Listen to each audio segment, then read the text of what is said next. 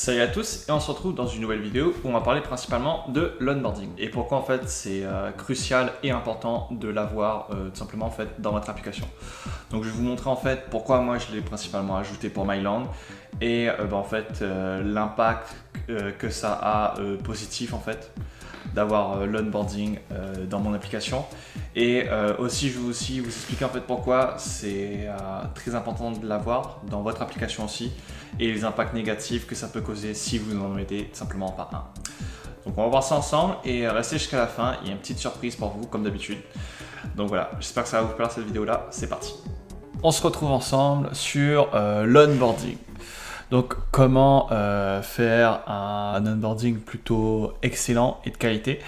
Eh bien tout simplement, généralement, une petite histoire, quand on débute en tant que développeur entrepreneur, qu'on lance son application mobile, on néglige très souvent ce détail-là d'ajouter un onboarding, et parce qu'on croit très souvent que quand on a ça, les gens vont, les utilisateurs ils vont tout de suite capter c'est comment ça fonctionne la fonction. La fonctionnalité plutôt, mais sauf qu'en fait non, ça fonctionne pas comme ça. Et en fait il faut à chaque fois, tout le temps et partout, il faut expliquer aux gens exactement qu'est-ce que ça fait. En fait il faut prendre des gens un peu comme on va dire des cons, mais voilà, il faut les prendre pour des cons et les expliquer en fait comment ça fonctionne, parce que c'est comme ça qu'on a un onboarding qui marche. Et ça réduit en fait le taux de désinstallement de l'application, tout simplement. Le taux de churn, comme on dit en anglais. Donc, d'abord, en fait, pourquoi est-ce que l'onboarding, c'est important? Eh bien, en fait, il faut partir, comme je disais, du principe que les utilisateurs sont débiles et en fait qu'on doit tout les expliquer. Du moins, qu'on doit les expliquer les fonctionnalités, les clés les moins évidentes et tout. Et la deuxième raison, en fait, il faut réduire le taux de churn et par ça, il faut que l'onboarding, ça se passe très bien. Donc, il faut expliquer correctement à quoi sert l'application et tout. Donc, vraiment, c'est ça les deux éléments clés de comment bien créer un onboarding. Donc, comment ça doit fonctionner en fait le flow de navigation avec l'onboarding? Donc tout simplement, moi de base, ça ressemblait pas à ça. J'avais fait en fait l'onboarding juste après, dans Myland, juste après l'authentification. Sauf qu'en fait, généralement, il y avait, dès que les gens téléchargeaient l'application, il n'y avait pas d'interaction directement avec l'authentification. Pour de multiples raisons, je pense. Déjà qu'en fait, il faut que tu insères ton email plus le mot de passe. J'ai pas encore ajouté comment dire ça de second moyen d'authentification comme l'utilisation de Google. Je pense que ça sera très prochainement ça que j'ajouterai parce que c'est important tout simplement d'avoir ça à côté. Et aussi, en fait, on n'explique pas l'application quand la personne crée son compte. Tu l'expliques pas en fait. Et donc, ce que je pense faire, en fait, avec deux solutions. C'est que dans le menu authentification, tu mets un court message pour expliquer à quoi ça sert brièvement l'application, mais c'est assez court et donc, tu sais pas si les gens vont bien comprendre. Et donc, je me suis dit, on va aller sur l'onboarding tout simplement. Et donc, je l'ai mis juste après l'authentification, ce qui est problématique parce que les gens verront ça au moment où ça, ils s'inscrivent ou se connectent. Et donc, j'ai rechangé tout ça et en fait, c'est dès que les gens ouvrent l'application pour la première fois, sur Myland par exemple, eh bien, après que le splash screen est passé, c'est l'onboarding qui passe. Donc, voilà. Et à la fin en fait de l'onboarding, du processus d'onboarding, généralement, ce que je vous conseillerais, en fait, c'est par exemple si on est sur, comment dire ça, c'est une application vraiment gratuite. Donc le call to action que tu peux mettre à la fin, c'est par exemple, tu dis partage l'application à tes amis, comme ça en fait ça attire de nouveaux clients automatiquement sans que tu aies à faire toi-même par exemple du marketing et tout, de la communication quoi, principalement, ce qui est le nerf de la guerre. Et par exemple si c'est payant, c'est en fait directement mettre un call to action sur le paywall. Donc c'est les tarifs que propose ton application tout simplement. Pourquoi faire ça? Parce qu'en fait ton application, si ton application en fait fonctionne, tu as un système freemium, premium, je te conseille en fait de mettre vraiment l'accent sur le premium. Parce qu'en fait, simplement, le but de cette application-là, c'est en fait que les gens achètent. C'est ça en fait l'utilisateur que tu vas tirer, les utilisateurs qui achètent. Donc ceux qui achètent pas, c'est pas grave, tu mets ça de côté. Mais vraiment, si ton application est payante, tu te focuses sur le paywall, tu le mets, tu l'affiches. Dès que l'onboarding est terminé, tu mets ton paywall. Voilà, ça c'est le conseil que je conseille C'est le conseil que je vous donnerai pour si vous créez une application payante. Au passage, j'ai mis un lien ici, donc tout à l'heure, je vais vous fournir le lien de la vidéo, le lien de la maquette pour que vous ayez accès à ce lien-là. Donc, en fait, en gros, ce lien-là, qu'est-ce que ça mène? Ça mène vers plein de templates de paywall afin de vous inspirer, ce qui est très pratique. Donc, alors, premièrement, c'est quoi les pages à avoir dans ton onboarding?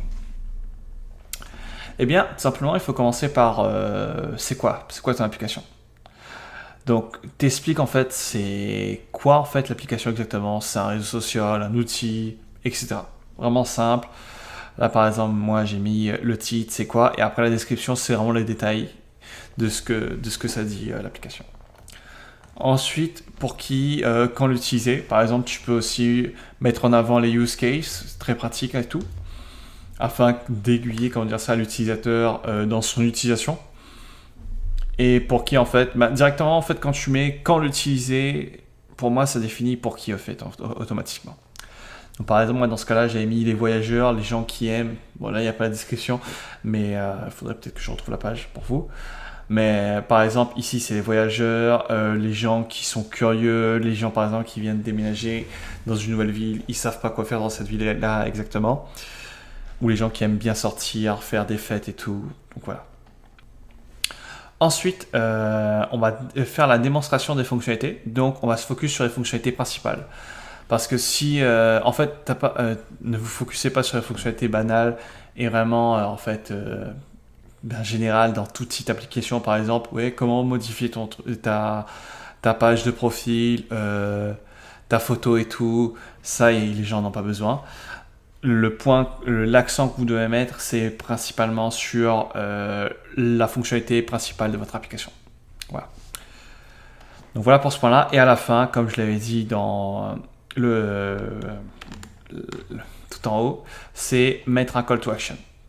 Donc soit un partage de l'application, soit le paywall directement. Voilà. C'est vraiment très simple, très basique, quoi. Même aussi, en fait, dans le paywall, ce que vous pouvez faire aussi, si par exemple il y a un plan freemium, en fait, vous mettez en fait quand même le paywall. Vous mettez en fait le tarif gratuit, mais avec les limitations qu'il y a. Le tarif, par exemple, je sais pas, premium et super premium, premium plus par exemple. Quelque chose comme ça. Vraiment très simple, restez basique, quoi. Et ensuite, alors moi de mon côté, qu'est-ce que j'ai raté en fait dans la première fois que j'ai mis en fait mon onboarding. Donc, ce que je vous conseille surtout pas de faire avec l'onboarding, c'est de le mettre après l'authentification. Surtout, ne faites pas ça. Donc, mettez-le vraiment avant. Dès que l'utilisateur ouvre l'application, il doit tomber sur ça. Comme ça l'explique directement. En fait, on sait c'est quoi vos intentions et il n'y a pas à prendre par la main tranquillement, quoi. C'est vraiment expliqué dès le début et voilà. Donc, la deuxième chose à ne pas faire, c'est tout simplement de ne pas setup de tracking de l'onboarding.